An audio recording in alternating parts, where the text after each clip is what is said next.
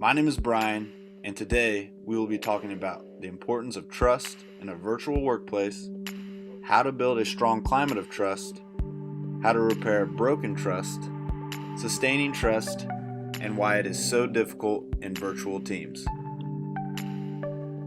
Good relationships are crucial in the workplace, whether it is virtual or in an office setting. Continuous support and open communication within the organization are a couple of examples of what a positive relationship entails. Groups that successfully navigate these positive relationships ultimately reap the full benefits. Trust within teams will ensure accountability within the group. Trusting your team members to pull their weight will enhance the team with responsibility and accountability. These essential factors will promote success between the group members. Without trust, teams don't function as efficiently. In the virtual world, trust and communication are the two most important factors of the collaboration. Since you're not physically meeting or sometimes even seeing your team members, trust must be mutual within the team so each member can effectively complete their share. An important first step in building a climate of trust is establishing clear, achievable, and observable objectives. Performance among team members should be based upon this. If there are clear objectives, it assures team members are judged on merit and not preferential treatment from the leader. With virtual teams, there isn't a water cooler, so it is important that team members get to know each other face to face. Team members can get to know each other personally and recognize what they have in common. This can give the group a connection outside of the workforce. Another way to build trust is open, consistent communication. Leaders should be consistent in their rewards, messages they send, whom they recognize, how they make decisions, and values to support. Members will also feel more valued and close if their leader keeps them updated on company findings. By keeping each other updated on work progress, it holds each member accountable for their work, and they are more likely to contribute equally. Although communication is important, leaders should not micromanage their team members. This is one of the biggest demotivators in the workplace. It's important for people to take risks and fail, while at the same time develop their ability and reputation of being dependable.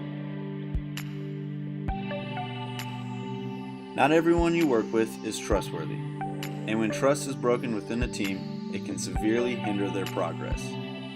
Here are some quick tips in repairing broken trust amongst the team.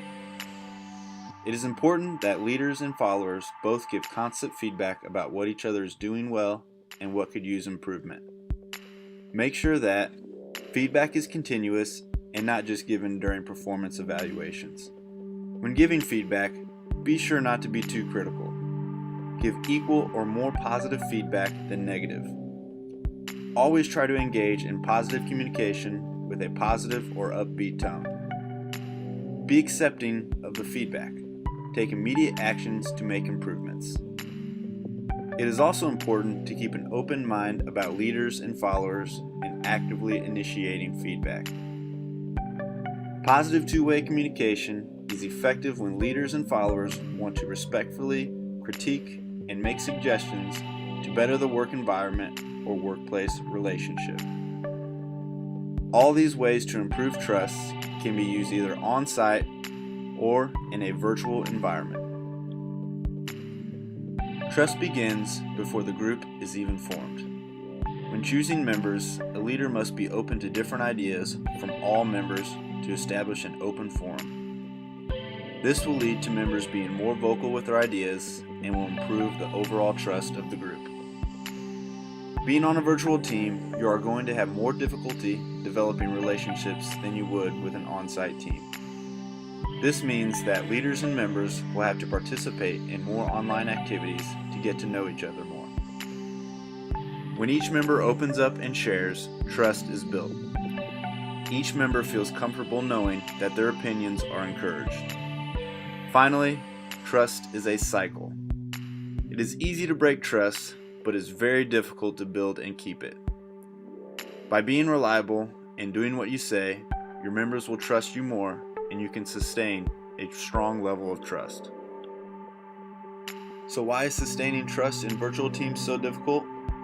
That's a great question. Let's dig deep to find the underlying roots of this virtual phenomenon. Two interrelated factors, diverse locations and technology-enabled communication, contribute to making trust more difficult to develop in virtual teams than in traditional on-site teams.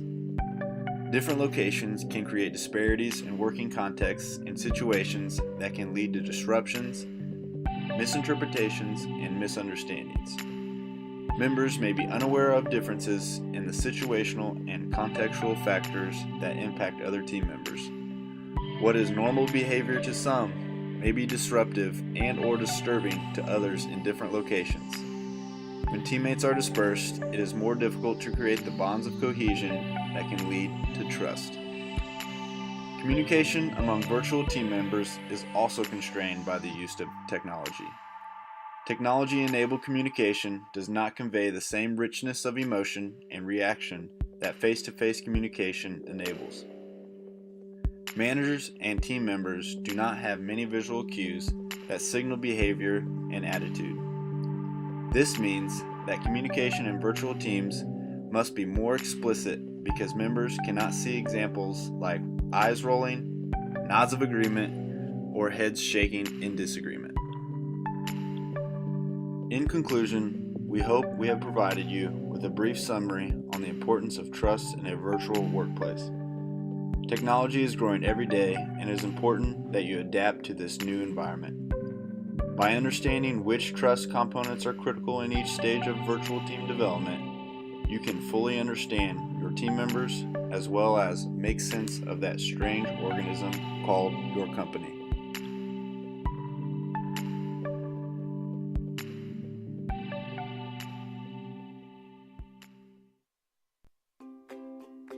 Choosing the best virtual candidate is very important when it comes to building a virtual team.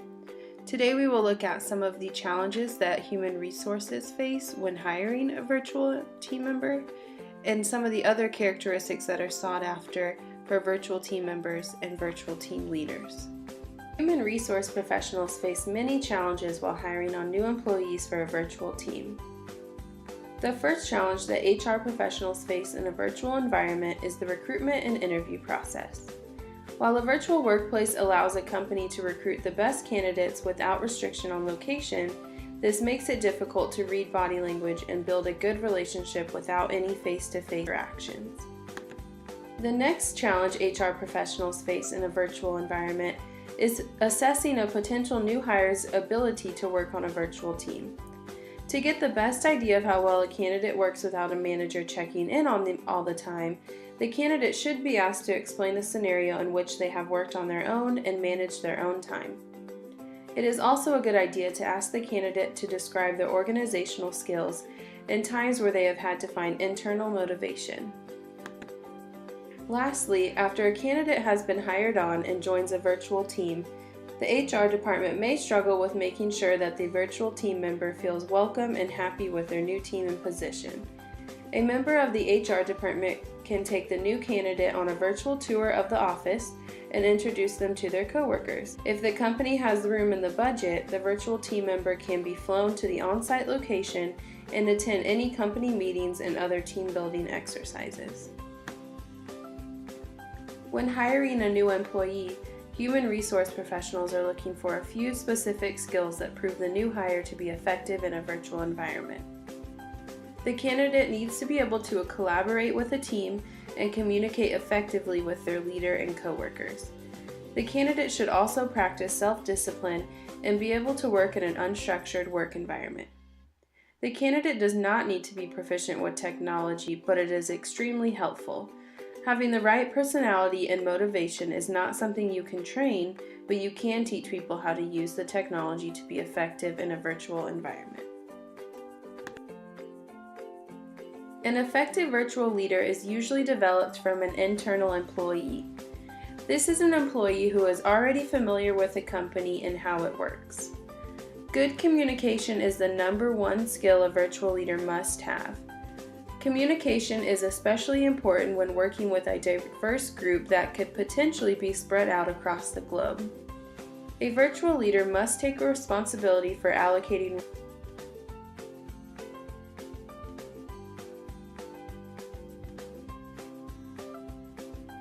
An effective virtual leader is usually developed from an internal employee. This is an employee who is already familiar with the company and how it works. Good communication is the number one skill a virtual leader must have. Communication is especially important when working with a diverse group that could potentially be spread out across the globe. A virtual leader must take responsibility for allocating roles and responsibilities to the virtual team members. The leader must also be prepared to deal with conflict and find a way to make it easy for the team to build trust with one another. With these skills, a virtual leader has the ability to instantly create a successful virtual team.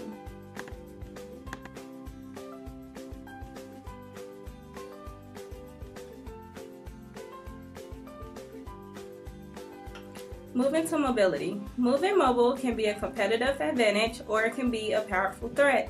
Today's main objectives of mobility are what mobility is, why to choose mobility, and how to develop a strategy for mobility.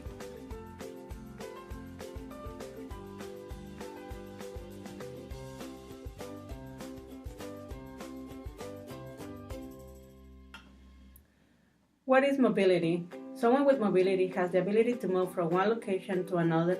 It could be from building to building or from room to room without losing the ability to function successfully.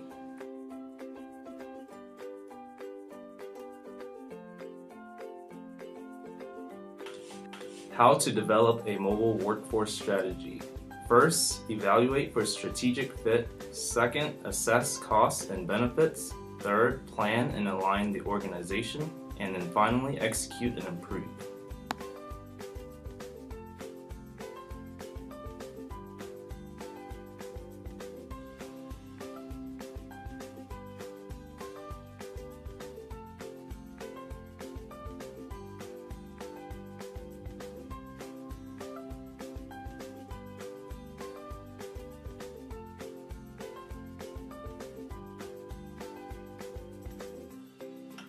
Why to choose mobility? Mobility gives the ability to communicate quickly, receive and send information at a moment's notice, and to collaborate on urgent company issues easily from anywhere within the world.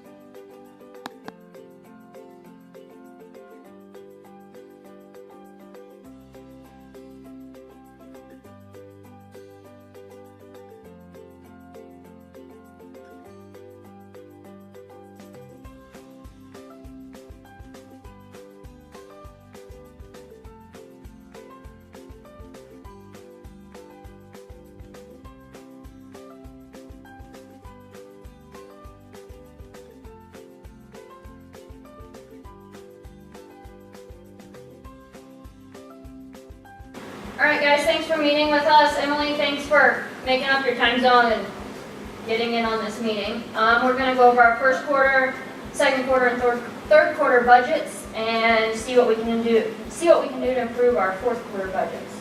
Emily, would you like to start with the first quarter budget? All right, looking at the first quarter budget, we went over about $50,000. So as you can tell, that's not good. I was wondering if you guys had any ideas on how we can lower that. One thing we could do possibly is maybe cut overtime pay. It's going to suck not making overtime, but we really need to make up the budget money for first quarter because we can't continue with those kind of losses. So we're cutting the budget, like you mentioned. Would that be like cutting it for all employees, full-time and part-time, or just one or the other? I think it would probably have to be a little bit of both. I think part-timers would take the majority of it just because they are part-time and our full-timers have to get their hours in. And so far, second and third quarter look all right. We just need to make sure we get caught up on fourth quarter with the losses from first quarter, and we should be good to go for this year. Sounds good. Any other questions? Nope, That's it. Thanks for taking your time with us, Emily. no problem.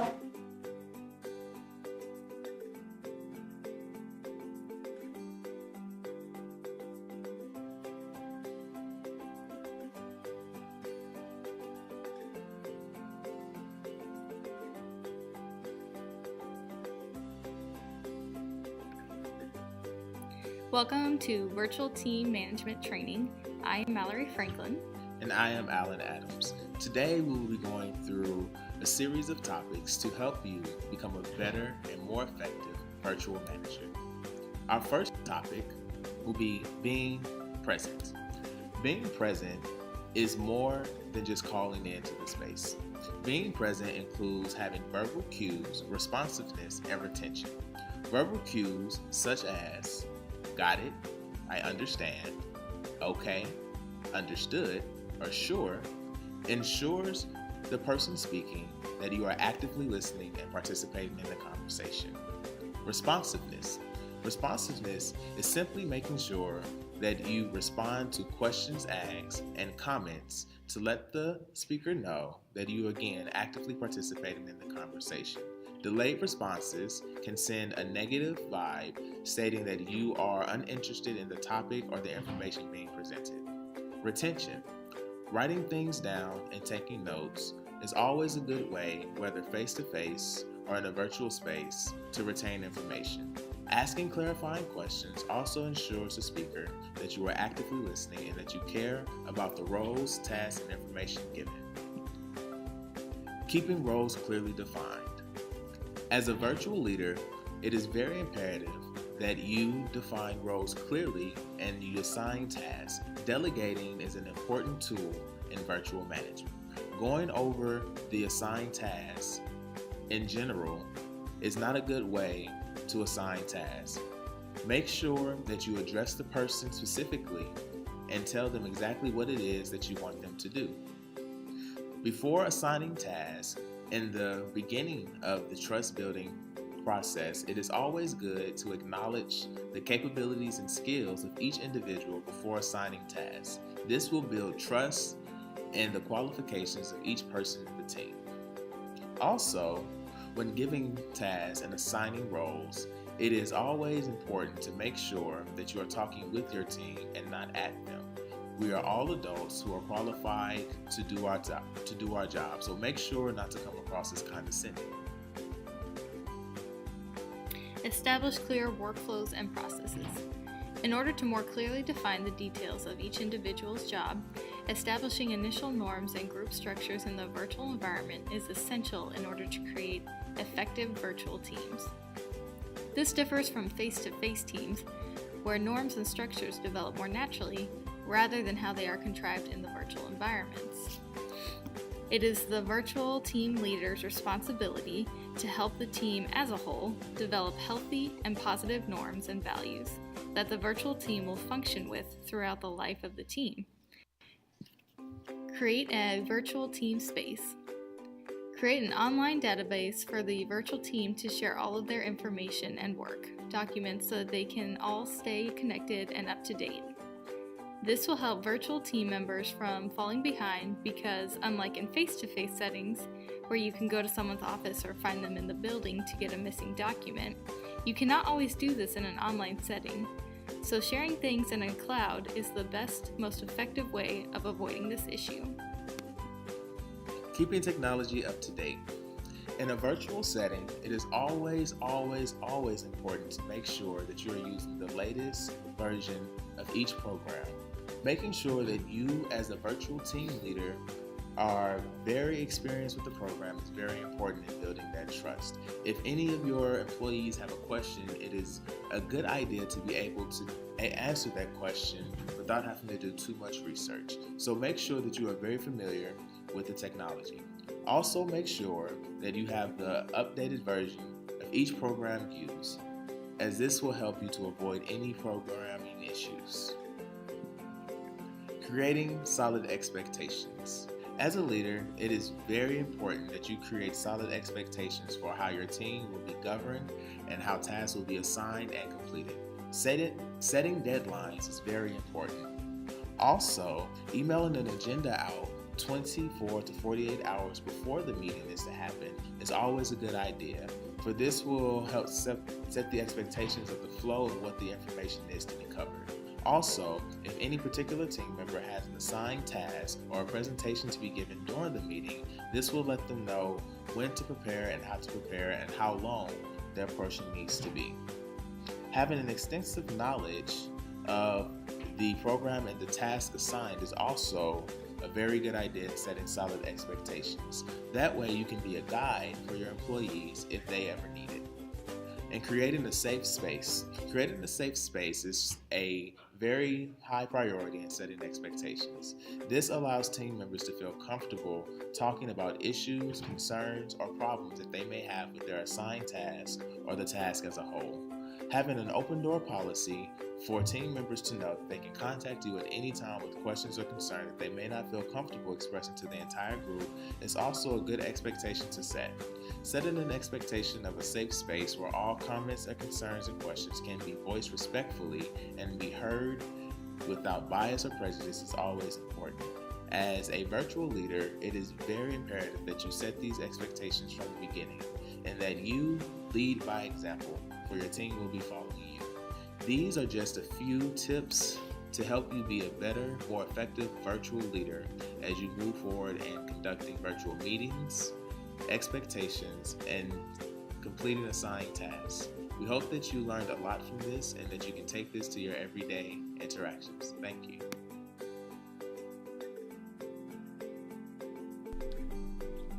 Next, we will be discussing team bonding. Research done by Isaac Black, Edward Lutz, and Andrew Yoint. We found that when it comes to team bonding, an issue that typically comes up is in regards to bridging social networks. Bridging social networks is a necessity as it aids in finding common ground within the boundaries of a team. Bridging social networks, much like team trust, is a must if the team is to be effective and have good performance. Bonding cannot always be an in-person activity, therefore, any virtual social contact will aid in relations in regards to team bonding. Ways that we found to encourage team bonding are arranging common spare time, frequent intergroup meetings, use of cross-functional teams. The reason we wanted to mention these examples was to show that team bonding can happen outside of an in-person activity. Personal relations could be built and therefore better team effectiveness might follow through. Over the years, businesses and the like have developed many methods in order to foster bonds within team members. Activities to encourage a bond. First, don't cut the chit-chat. Small talk can help build relations with team members, give them insight into who they work with. Reply all. While there will undoubtedly be conversations that need to be private, a majority of conversations should be shared with the entire group so as not to cause any distrust between the members. Let the games begin. Use games as a way of building competitiveness in the members and shake off any sort of reservations they may have towards each other. Use coffee meetings. Because meetings can happen at any time through remote groups, talk about the bare basics of updates over a cup of coffee and simulate that in-office feel. Virtual team bond. In addition to the above methods, the last step to building a strong bond is to simulate real life in a virtual setting, thus stay in contact with each other. However, before these activities can start, the team must get rid of that awkward silence that begins at the very first team meeting. Break the ice at beginnings. In order to truly start to bond as a team, members need to be able to break that awkward silence of a first team meeting. First, begin with the introduction. Give your likes, dislikes, hobbies, and skills to not only give your team members an idea of what you can do, but also who you are. Take and send a picture of something around you, an object at your desk, or even of your shoe. A picture can say 1,000 words, including what kind of person you are. Opening games. Certain games, such as puzzles, riddles, or trivia, can give insight into teams' thought processes and encourage communication. Finally, ask some simple questions, such as what is your favorite food, what is your favorite animal, and where are you from? Such questions can help understand and anticipate what the teammate is culturally used to, as opposed to what the team members are used to. These are just a few methods in order to build a connection with your team members. However, because this is a virtual team, there are some things that cannot be replicated that happen within the office. Virtual teams. One big disadvantage of virtual teams is that you lose what's called the water cooler effect that occurs in a regular office. This is where team members can bump into each other at a water cooler and talk about things that are unrelated to work in order to get rid of any stress, such as what is their favorite food, how did the weekend go, how are they doing. Although such minor interactions can be trivial, their impact is quite significant on team performance. They have a tremendous positive effect on overall team morale and happiness. However, regardless of this disadvantage, collaboration is invaluable to virtual teams. Building team collaboration virtually. We would argue that team building exercises aren't only for bringing a team together, they are essential for the success of a business in that it aids productivity. This is why it's so important to keep your whole team working productively together. The benefits of collaboration and team skills have long since been recorded by both business and academic settings. They have been used as methods to inspire camaraderie and trust, and in return, it gives great success. Teams must deal with new expectations, attitudes, boundaries, and responsibilities, all of which can cause disharmony and conflict. Through the information that was given, it can be concluded that virtual team building activities are a great way to build trust and rapport among your teams. This process inevitably brings confidence and a more personal relationship between members and acts as further incentive to communicate, reach deadlines, and achieve optimal performance by breaking down barriers and building that trust.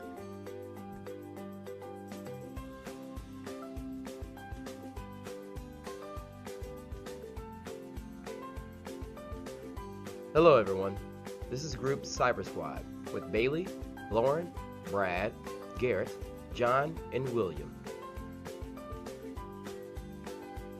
We are presenting on cultural awareness.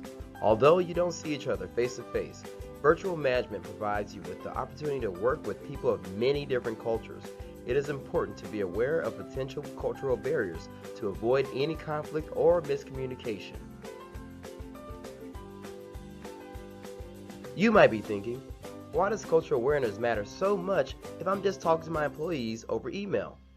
More and more, we communicate daily over virtual media like email or telephone. When you pick up contextual cues that help you understand their culture, you can be better at decoding communication and adapting accordingly. Here are 3 objectives you should learn after our lesson. The first objective, learn how to identify cultural differences and understand how to adapt to them. Second, to learn how to bridge the cultural gap in virtual teams. Third, learn the advantage and disadvantages of working virtual with multicultural teams.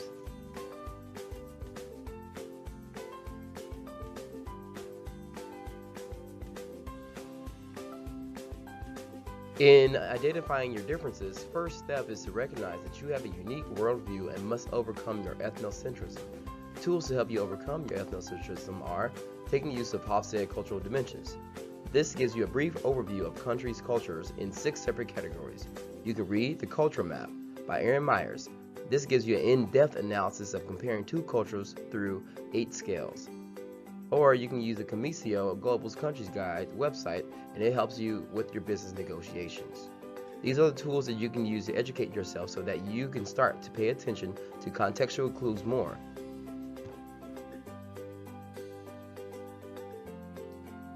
Here we provided you with 2 examples of the culture map from Aaron Myers and then Hofstede's dimension. So in the culture map, which is on the left, we are comparing United States and Mexico through the dimensions of trust and schedulings are 2 examples. And in a Hofstede analysis, you can see the differences of United States and Mexico with power distance and individualism.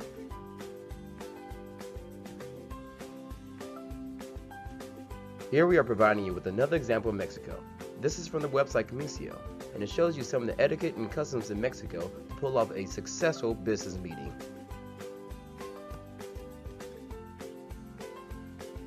This is quite possibly the most important part, which is bridging the gap between cultures. Some things to consider. You must have an open mind and be ready to include people from different cultures. Hire multicultural employees because they have better contextual intelligence with cultures different from your own. Always ask for clarification if you do not understand something fully. This leaves very little room for misunderstanding. Also, be sure to do some sort of social integration with your teams in different cultures to promote full participation.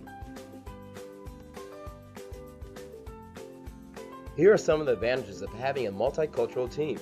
It leads to diversity, which brings about a broad spectrum of ideas and skills to handle situations, and it also leads to increased innovation and creativity.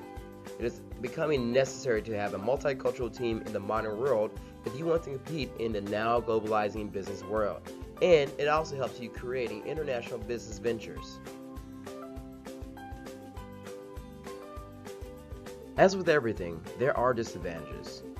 Some of the disadvantages of having a multicultural team are it can be very difficult for meetings with team members in different time zones.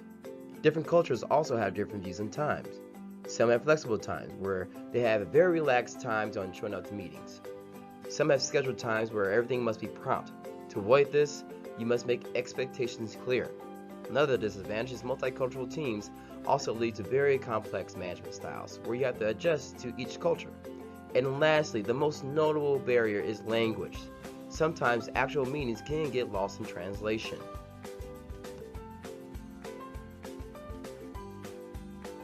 First, I want to thank you for listening to this lesson. Remember, as you move forward in your career, you should have an open mind to different cultures.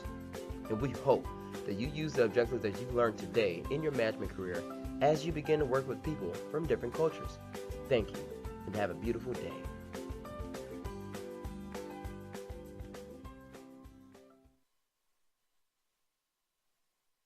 Good afternoon. It's nice to see you. I'm not for sure where Madeline is. In today's meeting, we will discuss plans for the upcoming holiday party. Last year's holiday party was a great success, and I'm sure that we'd all like to pull off something as grand again. Do you have any suggestions for this year's theme? Sorry, my guys. Probably didn't miss anything, right? No, it's okay. We can just continue. Well, I was saying, I think the casino night game would be a good idea for all our guests. We can hire a company to come with the table game for our guests, and we can have game and prize at the end with most people to add the real competition at the night. What do you think? I think that's a great idea. It will be a total change from last year's ugly sweater theme. Yeah, okay. Sure. Great. Both of you performed your preparation tasks for the party last year. So let's stick with those same tasks for this year as well. Okay, so just to confirm, I will be handling invitation, venue location, and catering, right? Yeah, and what did I do? I did contacting the gaming company and setting up vendors and handling prizes and decorations, right? I'll do that, yeah. Fantastic. Today is November the 9th. We want to shoot for invitations to be out within 2 weeks, with the party date being December the 17th. So we will meet in 1 week and follow up on our progression. Okay, so I'll be reaching out to both of you to confirm about the venue and the actual count of our guests so we can plan enough table for the game night. Madeline? Oh yeah, cool. Okay. Yeah. Well, we will meet again same time next week. All right? Bye. Okay.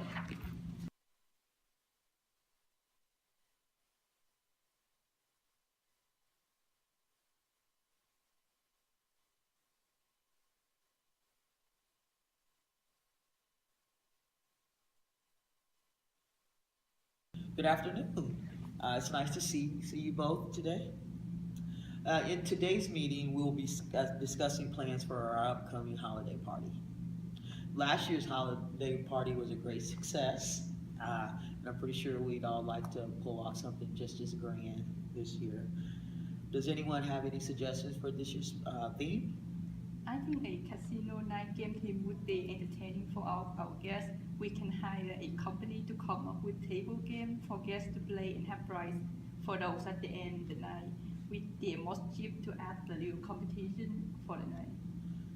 I think that's a great idea, and it will be a total change from last year's ugly sweater theme.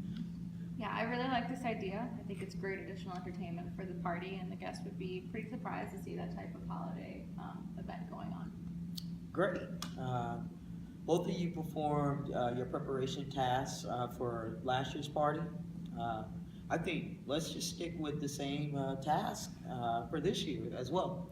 So just to confirm, I'll be handling invitation, venue location, and catering. Okay, and do we want to stick with the same location as last year? I think people like collected a decent amount. Yeah, did. I think that was Okay. good. And I'll contact the gaming company. I'll supply the prizes for the winners at the end of the night and handle decorations. Fantastic. All right, well, okay, so today is November the 9th. We want to shoot for invitations to go out within 2 weeks with a party date of December, say, 17th. So we'll meet in 1 week and follow up on our progression. Okay. I'll be reaching out to both of you with information on the venue and the actual count of our guests so we can plan enough table. Awesome. And I'll get some decorations together, send some ideas to you all, confirm that you like them, confirm with the venue, and then inform you of any questions that the gaming companies have regarding the venue location. Great, okay. That sounds wonderful. We will meet again same time next week for a follow-up. Okay. Awesome. Thank All right, you. thank you. Everybody have a great day. Thank you.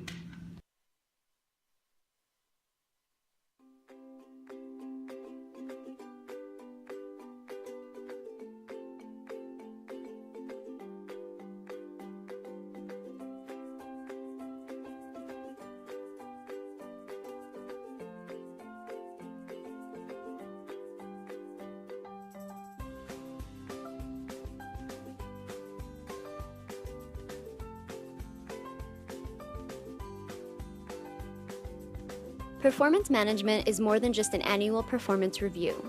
It is a continuous year-round process where your managers and employees work together to plan, track, and review the employees' career goals, work objectives, and contributions to your company. An effective performance management process ensures your employees get the ongoing coaching, feedback, and development they need to succeed in their roles and deliver the results you need to grow your business. Here are 5 reasons why performance management matters and how you can improve your bottom line. 1. Align strategic goals. A well-designed performance management process helps your employees understand how their work contributes to the overall success of your company's strategy and goals. This connection makes sure your employees know what is expected to keep them focused on the most impactful activities that provide real value to your business. 2. Drives employee development. Performance management ensures your employees are continuously developing their skills and capabilities and have the knowledge and experience they need to deliver top performance and success for your business today and tomorrow. 3. Engages your employees. Ongoing employee development empowers your employees to take the driver's seat for their own performance and career advancement, while contributing to the overall success of your business. The business result of engaged employees is a higher level of employee satisfaction and retention, which means your employees are happier, more motivated to work harder, and less likely to leave your company for other competitors. 4. Encourages performance conversations, feedback, and recognition. An effective performance management process encourages your managers and employees to have regular ongoing conversations about goals and expectations, accomplishments and challenges, as well as development needs.